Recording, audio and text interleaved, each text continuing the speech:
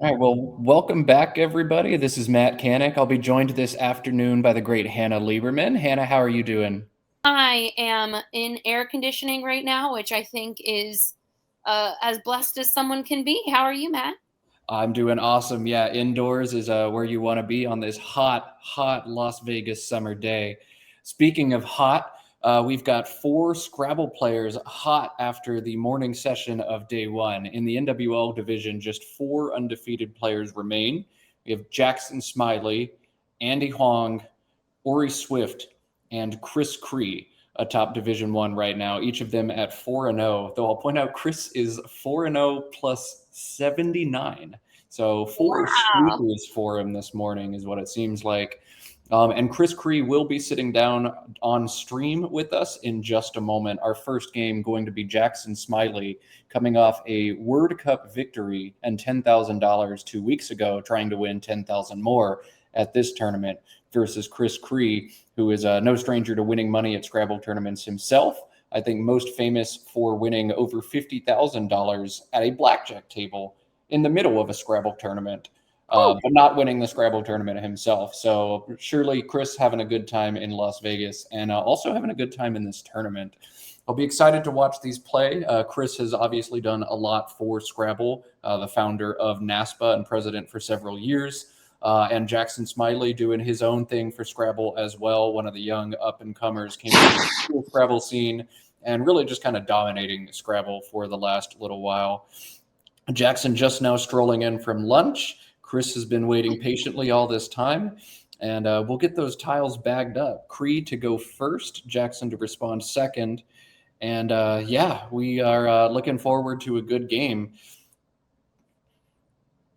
I'm very excited to see this. Like you said, we've got two big wigs playing here. I would say kids, don't quit your day job. Don't look to Scrabble to be your main source of income. But for Jackson Smylie, it might just be a different story. If he can pull two big tournament wins in a row this summer, that would be the stuff of legends. Let's see, they're doing that nice handshake. You don't see a lot of those post COVID. It's good sportsmanship, though. Yep, and Cree going first, drawing his tiles. Excellent form. Way to go, Chris. We are looking forward to this game. Cree has had my number beaten me many, many a time at a tournament, and Jackson, at least for a while, was Scrabble Daddy, taking more rating from me than anybody else. So players who have my number, hoping to get a little insight, get back in their heads so that I stop losing to them so dang much. Cree to go first. EMNNORY is his poll, Not a and terrible, no bingo for him. no bingos, but there have been worse opening racks, I would say. At least he's got, I think we've seen some racks where there are some obvious, uh, you know, obviously trade your first turn. He's got some options. I would be so nervous to play Jackson just opening things up, but you kind of don't have a choice. You don't really have a choice going first here. I think he's probably going to just play something like money or I know, probably just try to get rid of that Y, one of those double ends. Yeah, I think money is definitely the play to make here. I think the bigger question is where do you want to put it? Do you want to score more points with the M Right. on the star or score slightly fewer with the Y on the star instead? Money does take a back ing. So Chris holding on to an N, maybe slightly more favored to get there than Jackson. I think money has to be the play here. And yeah, definitely a very defensible decision by Chris. Pretty I agree. standard play. And we can talk about playing defensively, but when it's the first turn of the game or even just the first few turns, it's silly to think like about all of the what ifs of what could happen because the game is so young, it just started, that you really just have to play kind of your highest scoring play. And yeah, you want to shape the board, sure, but you can't make huge sacrifices to do that either. Jackson also a very flexible player. He will do what you don't want to do. He will match the flow of the game if he needs to. He can play open or closed. So yeah, I don't think too much to consider money a straightforward play. And Jackson has Flyboy here to the Y. I think that's going to be his best play. Ironically, Mhm. Jackson did not fly to this tournament, but actually drove all the way from, I believe, Quebec straight down to Las Vegas taking several days on the way. But Flyboy looks good. Flyby as well, I believe, is good. That's a fine play. Or he can do some more stack type plays like Foy Mhm. or Fado. A lot of options here that all score well, but I think Flyboy probably stands out as the number one play. We'll see if he sees that knowing Jackson. I'm sure he will. And yeah, again, leaving that good balance, both of them opening with not these obvious bingo racks, but racks where you can certainly, for lack of a better word, rack up points. Um, but it's kind of nice for both their sakes that they're in the same boat in terms of the kinds of tiles that they have at this point. And as we saw with Chris Cree, he's not bingoing anytime soon with the tiles he just drew. Although he is one letter closer to that moneying play. Well, he's actually got gruntled through the E Oh, right there now. you go. So You're so true. Jackson with a much bigger decision than he thinks. Foy plays on top of or underneath money, makes a lot of sense, very logical play. But other plays like Fado or Flyboy will block gruntled. So Jackson making Foy seems fine in a vacuum, but not in this vacuum, as it's going to allow Chris to actually bingo back on turn two and take a large lead in this game. So true, but there's no way Jackson could have known that. He could have left the O open, which could have been exactly what Chris needed. So it's not like, in my mind, not a huge misstep. It just happened to not work out. Oh Although, yeah, not a misstep oh necessarily. He right, just made a play, and then the worst thing that happened. So it just um, turned out terribly. But I think for Jackson, I would not be surprised if he comes back with a bingo right now, or if not now, the next turn. Now that he has, I mean, he has two A's, but he's got that blank. He's got a nice open board. yeah, he'll be bingoing this turn as well. Right. I'll let chat try to figure out what it is for a minute. They don't like when I call them out, but Jackson does have 3 bingos available. Well, 4 technically, but 2 are the same word. He can bingo through any of the first 3 letters of land grab, and there's a 9 available for him. So Jackson Ooh. almost definitely going to be bingoing. Did I say the word? Yeah, through the first 3 letters of gruntled, or the 9 through OM. But yeah, bingo's available for Jackson, and I'm certain he will find them. Absolutely. And so what we get when we get to this level of play is, I think we see sometimes in the lower divisions, which is certainly what I am more familiar with, is you get so excited about a bingo that you just place it down. But for Jackson, he's really going to take his time to find strategically what is the best bingo, even if that means getting fewer points. What is the bingo that's going to open up the least opportunity for Chris to bounce back with? Yeah, absolutely. So the highest scoring bingo for Jackson is through the G land grab for 80 points, but that opens up huge triple word opportunities. He can play the same word land grab through the R in gruntled as well, scoring 76. He's got set up on his rack right now labdanum, which would play through the U for Wow. 74. And the 9, which only scores 65 points, but also scores a lot of brownie points, is abdominal through the OM. That would So be incredible. cool The stuff. brownie points don't count for much, but I think it goes record, then spread, then brownie points is how we judge things, right? Yeah. Record is the first tiebreaker, spread the second tiebreaker, brownie points. Yeah, then just Yeah, pizzazz. but yeah, we are keeping score of brownie points here at home. And if Jackson foregoes the other bingos and plays the 9, he will score 1 brownie point. It's kind of like whose line is it anyway, though? The points are Yeah, made up and don't matter or something like that. The the rules are whole made up, game's the points rigged. don't matter. Looks like he is going for land grab, and he's going with the blank as the G rather than as the R, which is probably a slightly safer move, like you were talking about. Um, Even if, maybe not scoring as much.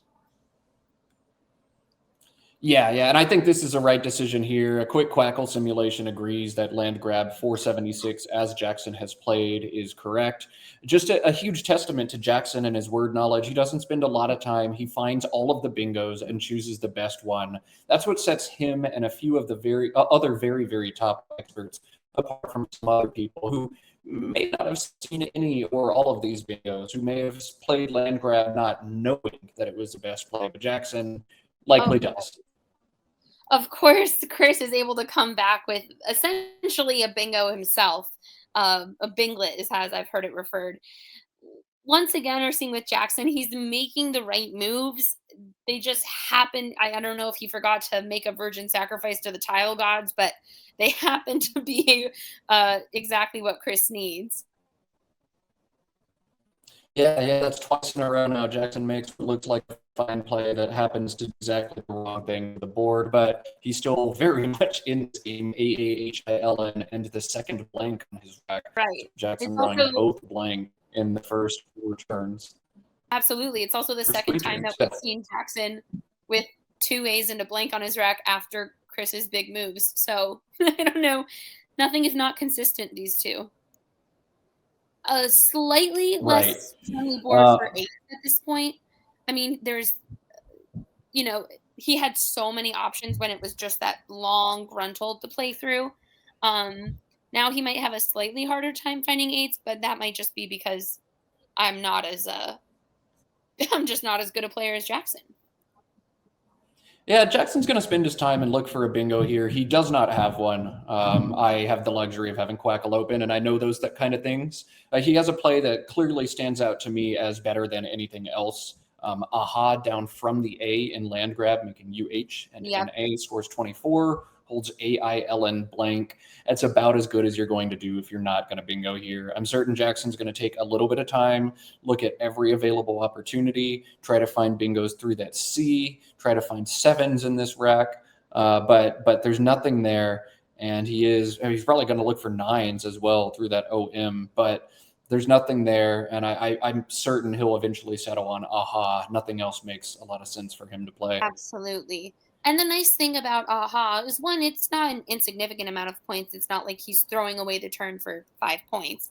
Um, and the leave is nice. And while it doesn't shut down the bingo lanes that exist, he's not now opening things up for Chris. We've seen Chris kind of have this perfect timing in terms of uh, as soon as there's an opportunity for scoring, he has exactly the tiles he needs for it. This will be Jackson's chance to be like, well, Chris, you're going to have to get a little more creative this time because I'm not, opening up these great opportunities for you. Yeah, and Chris is going to have to get extremely creative to do anything out of his rack. FMWVPD? Like, what? What do you even do? So, Absolutely. got to take some creativity or invention of words to find a way to get out of that pile of garbage. But, he's had two big plays, Gruntled and Sink, and back to back. So, Scrabble give it, then Scrabble take it away. And this is one of those racks that, Absolutely. Scrabble take it away. I But think yeah, this might be a tile bag take the wheel situation. If I were him, if I didn't see a huge opportunity to get rid of at least two of those tiles, I would probably be looking to trade. I think we see Jackson. He's still looking just to make sure there's not a bingo. I can't imagine the pressure of knowing this is on camera and knowing everyone else can see if you have a bingo or not. Um, but I'm sure, like you said, he's eventually going to just kind of jump ship, go for aha, or I don't know, playing HA somewhere else. I'm confident he'll go for that spot right under land grab. yeah, yeah. He could consider playing a GHA if he wants to play off an additional vowel, but I think AILN blank is a perfectly fine leave in this situation. Hold the IN together too for draws into money ing. Yeah, it's going to be aha. It's just a matter of how long does Jackson look for the bingos that we know he doesn't have. Absolutely. For those of you at home who want a little puzzle, I will point out that there would be two eights with that C. Neither one actually fits on the board, but you can have some fun with that and try to find the two eights in AACHILN blank. And we'll turn over to Chris's turn now. Again, hot pile of garbage is his rack, and he's going to have to make a choice. He's got a couple of good plays, 26, 28 points. He can play FEM or FED on top of Foy. He sees it Holding, right there, right when you said it. yep. So I'm wondering 28 points for Fem holding DPVW or throwback. It's really kind of the only two choices that are reasonable here for him. one benefit of FEM, even though it kind of opens up another bingo lane, is that at least you're kind of shutting down sync. You're shutting down some other spots, but I don't know. I'm curious what Quackle has to say about it because in my mind, the leave is so yucky that it might just have been worth throwing back. I like how Fem actually sets up Chris Cree's D. He can play Def now. If he draws an I, he'll have Vid. If he draws good enough, he might have Waved or Wived or something in that spot. So he sets up the tile to get rid of it. Excuse me, I'm going to sneeze. Geez. Right. Just He sets up the tile to get rid of it next turn. And I think it's a reasonable play. I would have made the same there as opposed to exchanging. 28 is a lot of points as well. And absolutely. Jackson, somehow, AILN blank, you expect to bingo probably 70 or 80% of the time with that leave. Nope. WZ is your pull into that. So, wow, interesting stuff. Definitely not what he would have expected to draw out of the bag. But that doesn't Absolutely. mean everything is bad. MOM takes a back I, and he can play ZIN, Momi, and Yan for 38. Looks If like he he's wants, also considering Wiz off of Nah. You yeah, know, I that's totally also get fine. that. W's are, sorry to all of the W fans out there, probably my least favorite tile. I find them incredibly difficult to bingo with, especially WU. That's the worst combo. But Jackson knows also that he has an A. Potentially, he set up another lane for himself, um, from which to bingo. And of course, now he has beautiful bingo letters and plenty of options.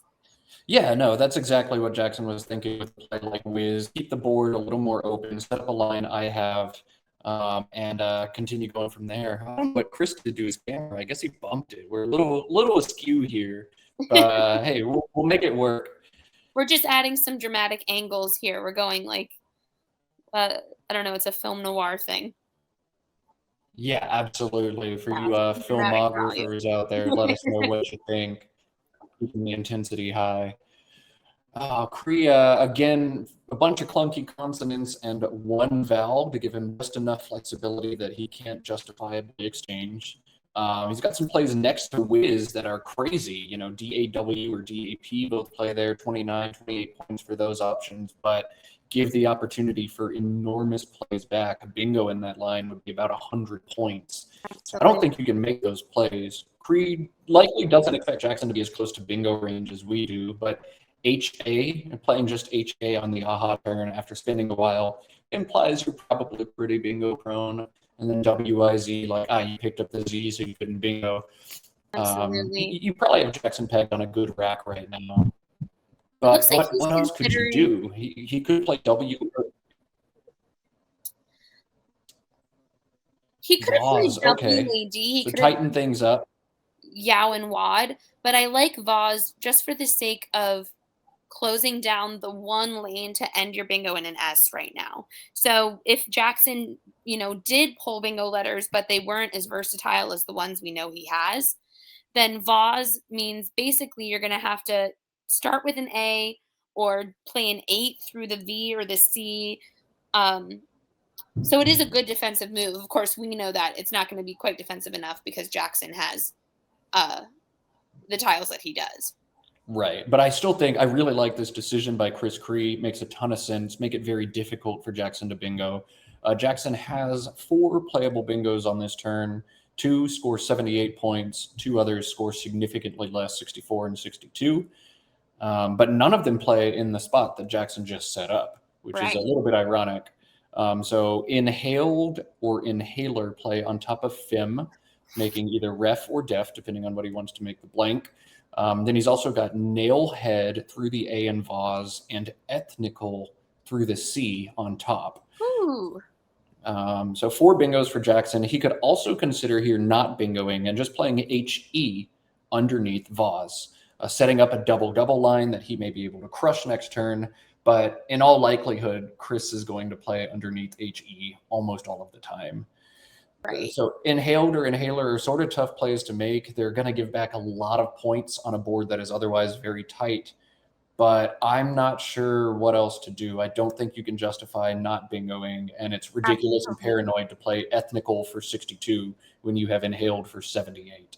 And the other thing with playing inhaled is that should Chris take that triple lane, which he likely would, then you are leaving the spot under Vaz for yourself.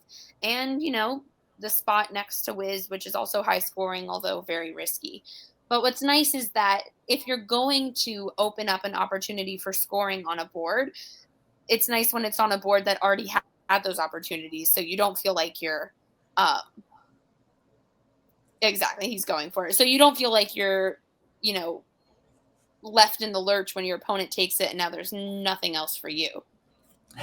You can see Chris just kind of inhales and exhales very slowly as he chooses gum, as Jackson drops the second blank on him. He's like, I got to play this young whippersnapper who knows all the words, and now he's going to double blank me too. Oh, Chris is a character for those of you who don't know him. I'm not sure yes, what that indeed. blank is. Not sure what that blank is, but I am sure it doesn't matter. There's nothing that can change whether that's a D or an R, so whatever. Chris was very close to drawing a bingo, but didn't quite do it. He was close to drawing adopter or readopt, but he won't have such good plays now. He will, through that I have torpid for 36 points, TORPID, holding on to AD. That stands out as option number one for me. Right. And luckily for Chris, you know, if he takes that spot, those other high scoring spots we were talking about, stacking alongside Wiz or Vaz, aren't really options for Jackson right now. He can only take them defensively, but he doesn't have the tiles to really rack up points. And frankly, Chris is, you know, not even 20 points behind. It's not like some lost cause post bingo. So something like Torpid is enough to vault him back up to the lead, at least by a little bit. Yeah, absolutely. And that spot by Wiz, I'll point out, the only letter that would make it dangerous is an F, IF and ZA going down from there. And Right. both Fs have been played. So There that's you really have a it. non-consideration of a spot. It's a way for someone to open the board, but not something you need to worry about. You know, if somebody plays dad or daw there, like whatever, I don't care. You scored 25 and opened me a huge spot. So that's what's going to sit there. Not one I would be thinking about. It's more a Right. consideration of a spot that someone can bingo than a spot that someone's going to score. So if I'm Chris, I love this play of Torpid. It might take a little bit of time to find it. You know, you want to make sure you're not missing a 4 that stacks on top of Inhaled, making sure you're finding the correct or the correct play through that eye. But Torpid's going to put me in a great situation. And this is something I feel Chris does better than almost anybody I've played. A lot of the time, you have to leave him with one spot to score. And then when he hits that one spot to score, you don't have anything to do, and you've got to open it back up for him. Chris making a slightly uncharacteristic mistake. I know he's usually pretty solid with his words, but missing Torpid and playing its anagram tripod for 6 fewer points. That is a tough rack to remember. Disport and torpids and tripods. Maybe he's not quite sure. Maybe he just didn't notice it here, but he'll play tripod instead of torpid, 6 fewer points, and it opens the board in a way that I don't think he wanted to. It's less the 6 points that I find a little, you know, disappointing, but it's more that we had this nice shutdown board where Jackson was going to have a really hard time bingoing. His only options really were going to be playing an 8 through like the H or the A or possibly the C. Not even because Torpid would be there. But now with tripod, you're opening things back up. Then again, maybe Chris is thinking, maybe I'll take that spot. Maybe I want something open. And if he somehow didn't see Torpid, then tripod is for sure your next best option. Yeah, tripod is a good option. Torpid just a better one. And it's going to definitely change the course of this game as now bingos to that C up top are possible, and bingos down alongside tripod are going to stay possible for the rest of the game more than likely. So opens up a lot of spots to score. We'll see who that works in favor of. Jackson doesn't have a good rack, and Chris has an even worse one. It's true. They're both it's a Cold War situation where they're both trying to prevent the other one for something that is not currently possible. Although that's, I guess, not how the Cold War actually worked. So we're in the Cold War, things were very, very possible. But I digress. The point is they're both trying to play defensively right now for an incredible rack for their opponent that does not exist. Yeah, I think Jackson's best defensive play and play in general is probably Riot from the R in tripod. It holds CIRT, which is fine, but when you consider that there are 10 unseen E's in this game with just 44 unseen tiles, CIRT suddenly looks quite good. If you add an E into that, it feels quite good. So I like that play quite a bit for Jackson. He's got some fishing options as well if he'd prefer to keep some of those floaters like that H available. He can play DIT and QI as well. Or he can play a Ooh, big play, something like Victor or Vitric. Ooh, okay. So or he Jackson is can. playing Thoritic here, which is not a word. And we'll Now we get see. into the real fun part of Scrabble, which is, of course, the mind games. It's a word game, but it is more than that, a psychology game. And we're going to have to see, Chris knows Jackson is, oh, Hmm. okay. He's an incredibly smart kid and he really knows his words. There's kind of this whole psychology of, ooh, he took the letters back off. Does that mean he knows it's not a word? Uh, There's the whole psychological game of, did he put those letters down and take them back off because he's confident it's not a word? Yeah, or maybe he's trying to get a tell from Chris as well. Put down Theritic and Right. just kind of subliminally look at him. Do you get a reaction of any type? And if so, what? But Jackson, perhaps wisely picking it up, perhaps unwisely picking it up. Jackson knows a lot of words, and everybody knows that. You'll see him sneak phonies by people very often, and many times they're deliberate. But maybe Jackson didn't like the variance, he didn't like the tell he received, and he's going to elect to play Vitric here, which is interesting. But I think I much prefer that play of Riot in a vacuum over Right. this. Maybe Jackson just got a sense from that body language that Chris does not have those bingo friendly tiles. Maybe something in him just knew. Jackson also, I think part of the reason he's making this play of Vitric is does that word take an S? Jackson certainly knows he would not make this play unless he does.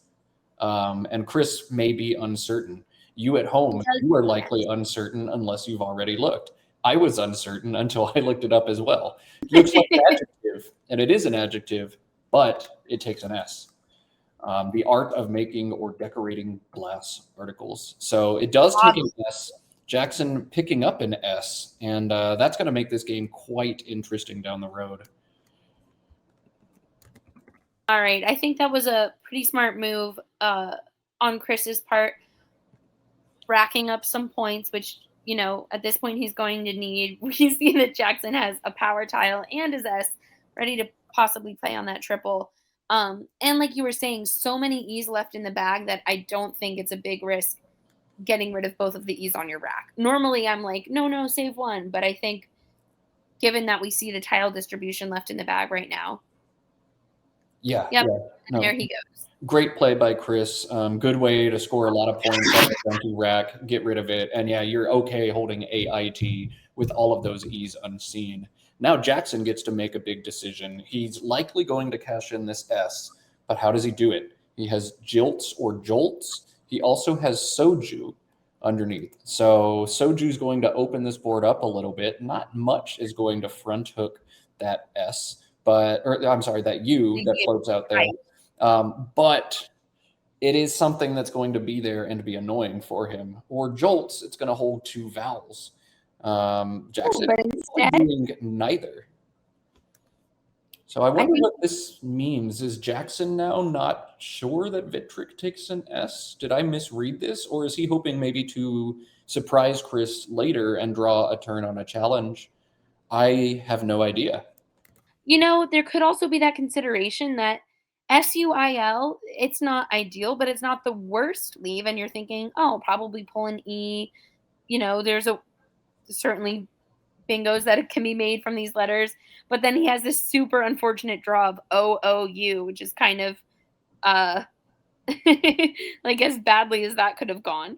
Yeah, both players just sitting on garbage racks now. So we'll see. What are the opposite of fireworks? That's what we'll Yeah. see Big over old the next few turns as they kind of trudge their way through this rack. Chris's, I think, at least you could potentially play out in one turn and bingo shortly. He's got longer plays like Yatia down from the Y.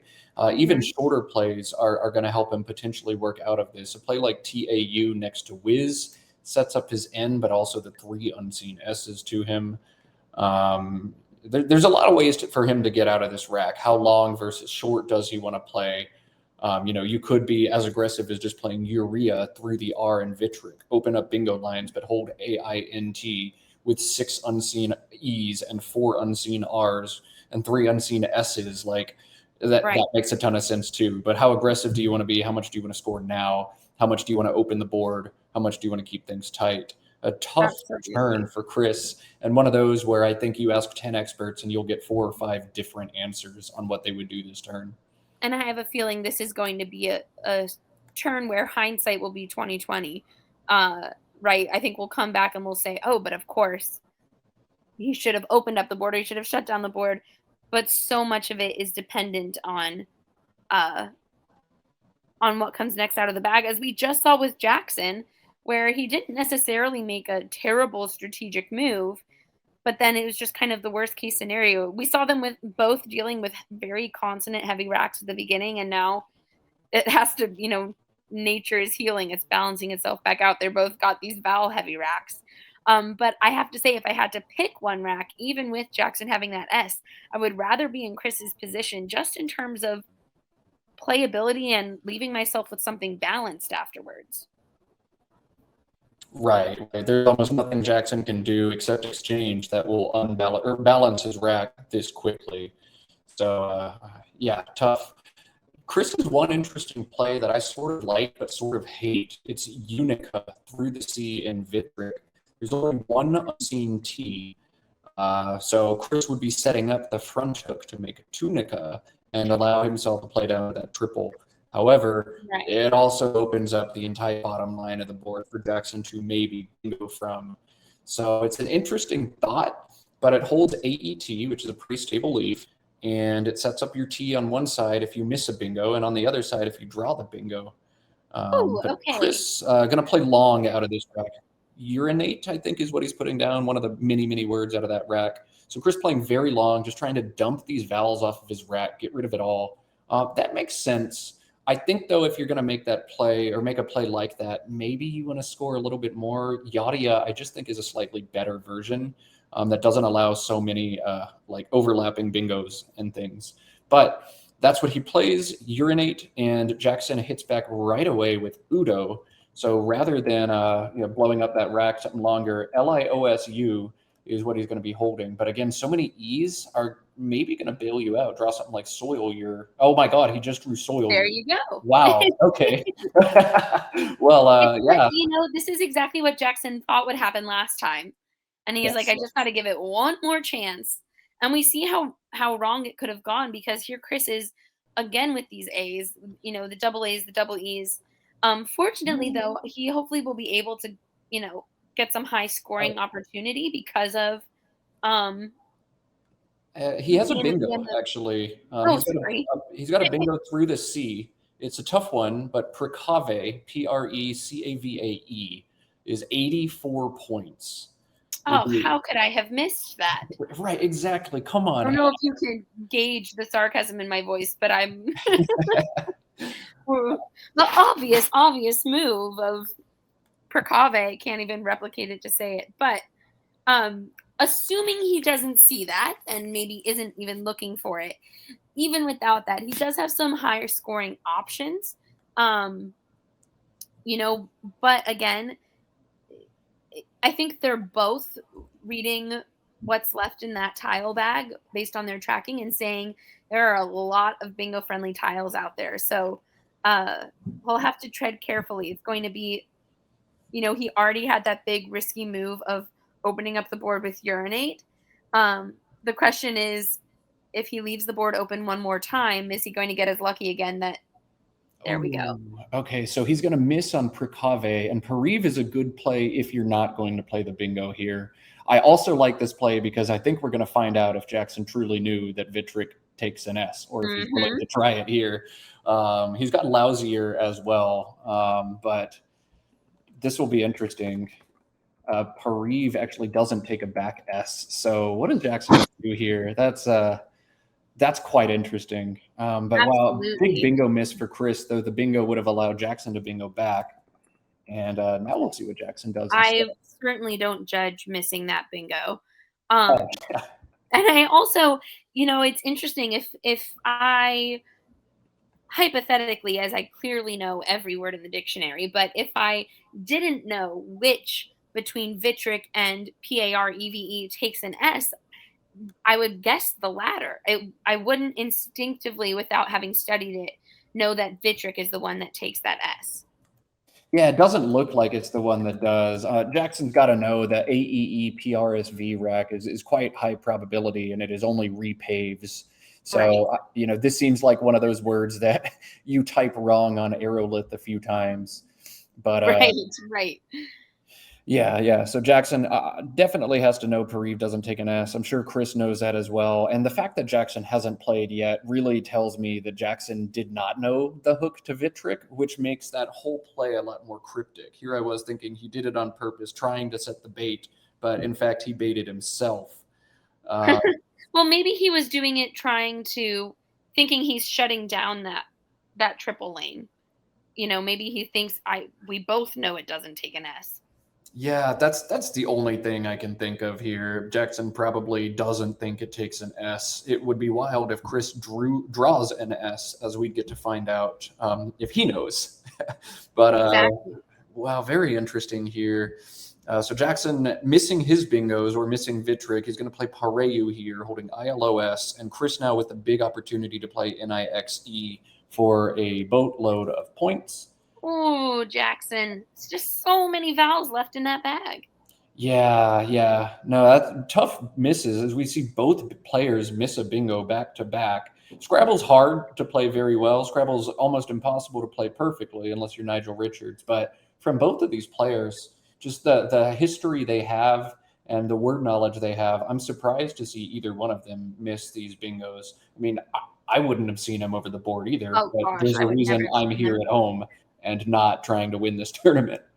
At this point for Chris, like the highest scores that he can get by abandoning this idea of bingoing and playing something like Nix under Vaz, that's worth a bingo in itself. At that point, there's no use being like, how am I balancing my rack by playing off NXE? Because you're getting, in my mind at least, you're getting as many points as you would with a bingo. And then Jackson's only option really is to catch up with a bingo of his own, which we know he doesn't have right now. Yeah, so And there Nick's he going to goes. come down. And all of a sudden, this unseen pool, which looked rather bingo friendly, is not quite as friendly as it was. As we see a lot of one pointers come down in the urinate play, Pareu, so on and so forth. So, Right. And also this yeah, go ahead. this bingo friendly board not as friendly anymore because, like you said, PRAEVE doesn't take an S on it. You could start something with an E or a U. You could start something with a vowel and go off of tripod. But none of those are inherently easy, uh, and certainly we know that they don't work right now for Jackson. Look at the unseen pool up. There are now 5 tiles in the bag for Jackson as he faces a pretty sincere deficit, down 60 points. ABEGIKORSST unseen to Jackson. Chris did take a little while before dropping what looked like an obvious play of NIXE, so I don't know what, if anything, Jackson could make from that.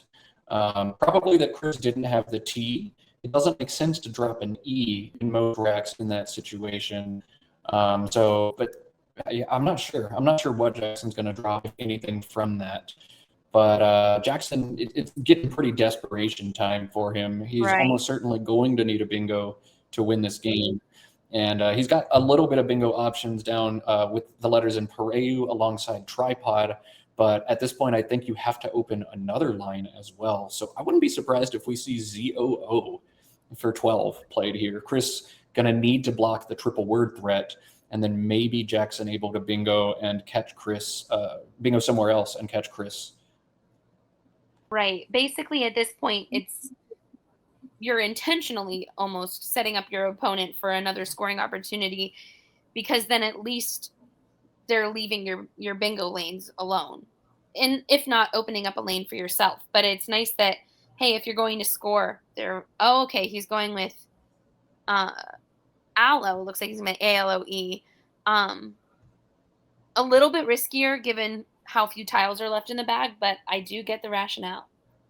Yeah, so Aloe's going to leave 1 in the bag if this is the play he decides to make.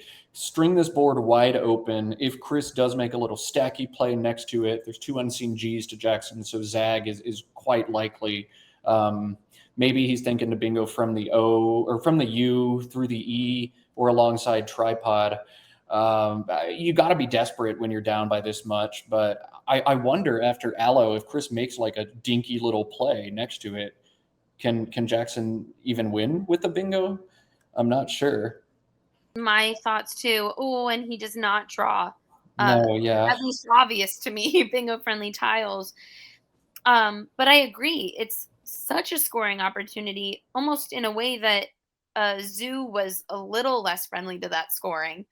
Um, but now Chris can make a little stacky play of some kind. He's got that K. Even just playing GO or EGO or AGO is already a handful of points. He's looking at Toga, it looks like. But now Chris, who has a full 9 minutes on his clock, is really going to take his time. And, you know, I think he's going to go through every possible scenario. If I were him, I'd be taking that full 9 minutes to double check, triple check my tracking, make sure that I'm not missing some obvious bingo that Jackson could have.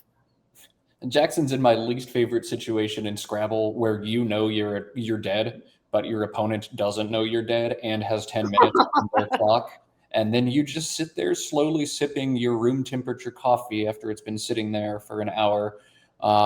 You can't tell your opponent, "I'm going to lose," so Yes. you just sit there. Sometimes when your opponent takes so long in the end game in a game where you're down by 200 points and you're like, oh, really, are we that worried about the 2 point spread? Please put me out of my misery. I Yeah, need to go to the snack table, please. those are certainly frustrating as well, but this is not that situation. To Chris, Oh, maybe Jackson absolutely not. has something. Now, looking at the tracking, BGIORSSS, like, yeah, that looks like it's not going to bingo. And Chris actually going to play pretty quickly, but I feel like there are many, many opponents who would have spent 9 minutes being extra, extra sure they're not missing anything. And I don't blame them, but like, man, I just sit there and do nothing. So All this right, is a he's one of those three S's left at the end of the game. It's funny, we saw the blanks come out so quickly in this game, and then we had kind of this cache of power tiles that was left in there. Yeah, yeah. I wonder if Jackson tries Vitrix now, just cause. Might as well. I don't know. Can Chris challenge? If Jackson plays something like Briggs and Chris challenges, can Jackson win if he catches him with the K? No, Mhm. not quite. If Jackson plays it and Chris challenges, Chris will still win by 2. Okay, there you Uh, go. I mean, it's good. So yeah, yeah. I don't know. That's Jackson likes to play unchallengeable phonies. A lot of players do at the top. Um, but Chris would be able to do the math. I'm sure Jackson is doing the same thing right now. But Chris would be able to do the math, be like, yeah, I can challenge this word. And then he would get to make that choice if he wants to. Perhaps Then Chris he knows can have Vitrix and won't challenge it. Perhaps Chris knows that he's won the game anyway and won't challenge it. I don't know. But it would be very, very interesting to find out from these players to what degree they were certain Vitric was or wasn't good. We I still have love no too idea. that sensation where they go up to the challenge board both thinking it's not good, and when it comes back that the play is acceptable, they'll have that, "Ah." I love that look. You hear some funny gasps and some funny sound effects to the, around the challenge table. I love the idea of, "Oh, who knew?"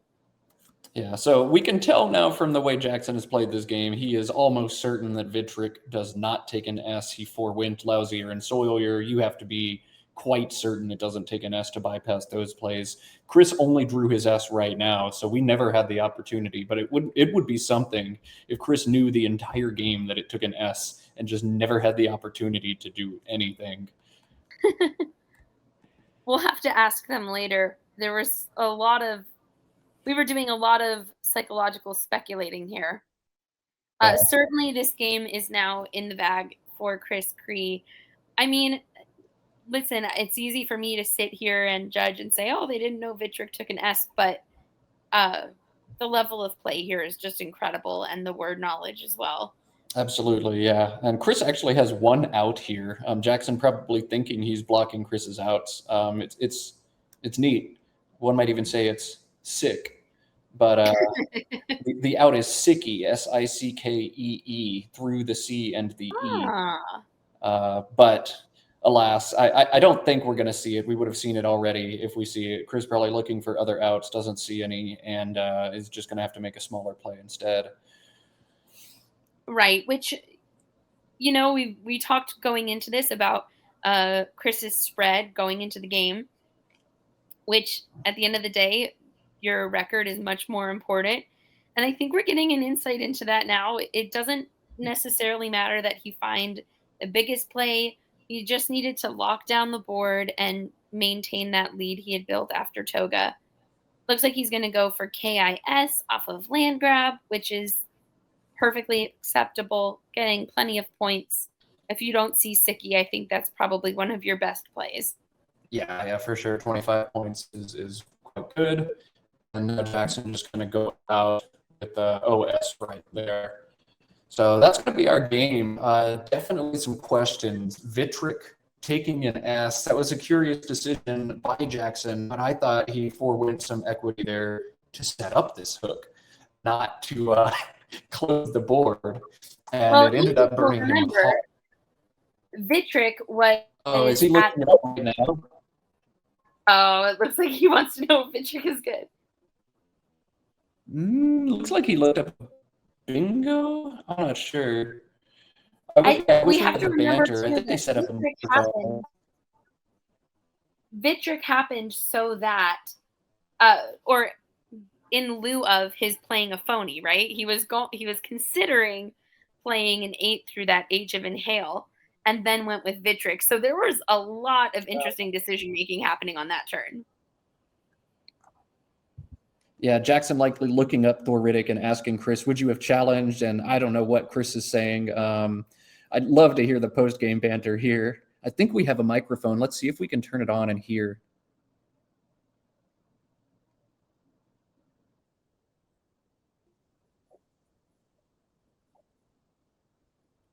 Seems like we just missed it then as they start to square the tiles once again.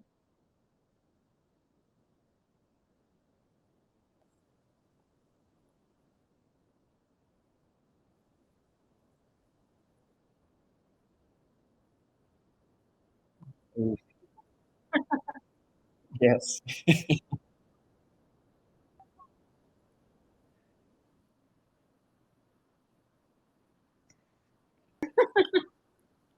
I could certainly shoot Jackson a text right now and let him know where he misplayed it, but I'm not going to do that. I won't get in his head. But yeah. No, and we also have to think this game wasn't just lost off of some misplay. There was also the factor of, so much of Scrabble is just luck of timing. Something like the CINQ, Chris having that cue to be able to play on the triple is, Jackson certainly missed stuff with Vitric not being able to bingo there with Lousier, but he also was just kind of a victim of the tile gods. They're very, very fickle gods. I just texted Jackson that Vitrix is good, and now he's shaking his head. I don't know if I should have done that, but now he's rethinking and questioning everything. Yeah. Wow, what a game though! That was very interesting. A really interesting game. I think the point of what I was trying to say is that the whole Vitric thing, that is definitely like a pointable mistake. But there are other plays that he made, like leaving the E open on that second turn of the game, where he wasn't making the wrong decision. It just like happened to not work out for him. Jackson shaking his head. I may have broken him. Oh man, I shouldn't have done that. Oh, bad job, Matt. Ugh. Well, I always have those games where it's like, I know I messed up somewhere. I just don't know what I did wrong. And I'd like to know what I did wrong, but also I don't. Let me show you the key to a happy, healthy mental health is you just have to know that you did a million things wrong and be a much worse player than that. And then you don't wonder at all. That's what I've been doing, and it's working out great for me. So Jackson says Chris never considered Vitrix, but he wouldn't have challenged if it came down. So Yeah, I mean, Chris never had to consider it because he never had the S to play there. But what an interesting Right now, game. Chris is actually texting me that I'm just a wonderful person. He just wants me to know. And no, he's just putting in the score. Yeah. So our next game, it looks like Andy's setting up on stream. I thought we were going to have Jackson and Ori, but Andy's walked over to table one. So we'll figure out whether we're going to get you guys Andy and Chris Cree or Jackson and Ori Swift. One of those two games is going to be next here. We're going to cut to just a very, very quick break, but it looks like the players are all ready to go. If Jackson's on stream, I bet he tries to catch a quick breather. Otherwise, we'll be back. Again, Matt Canik joined by Hannah Lieberman. Don't go anywhere. This will be a very quick intermission, and we'll be back with Game 6 of the Scrabble Players Championship from Las Vegas, Nevada. See you soon.